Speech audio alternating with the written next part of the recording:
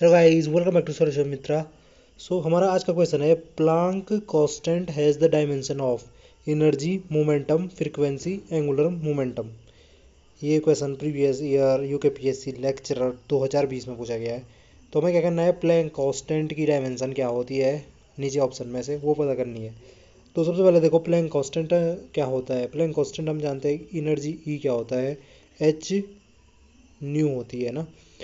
तो यहाँ पे जो ये एच होता है ये हमारा क्या होता है, प्लैंक कांस्टेंट होता है, यानी कि ई बाई न्यू इक्वल टू हमारा क्या हो जाएगा, एच हो जाएगा।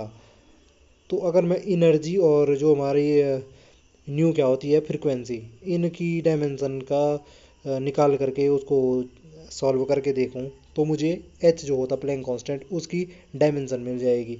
तो ई की जो डायमेंशन होती है वो क्या होती है, एनर्जी, ई इक्वल टू होता है हाफ एम वी स्क्वायर।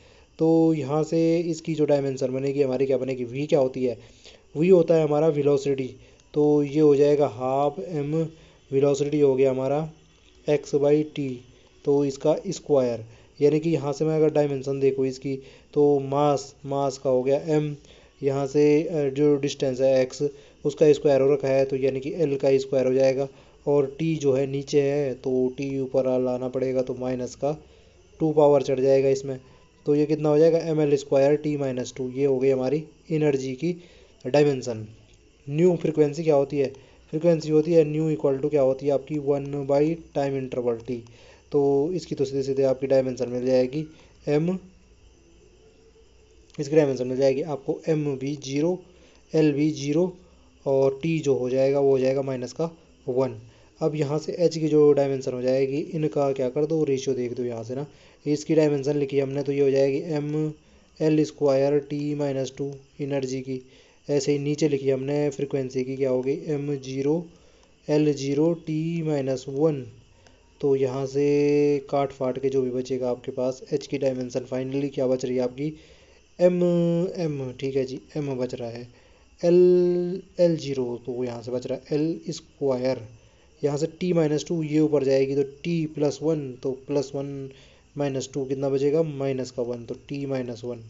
तो ये बचा हमारी फाइनली जो प्लैंक कांस्टेंट एच है, उसकी जो हमारी भाई डायमेंशन आई वो I am L square T minus one. अब ये चेक करना है कि जो ये डायमेंशन होती है ये इन ऑप्शन में से किसकी होती है, एनर्जी की होती है। बिल्कुल एनर्जी की कहाँ से हो जाएगी, अभी हमने निकाल के देखी एनर्जी क्या होती है, M L square T minus to.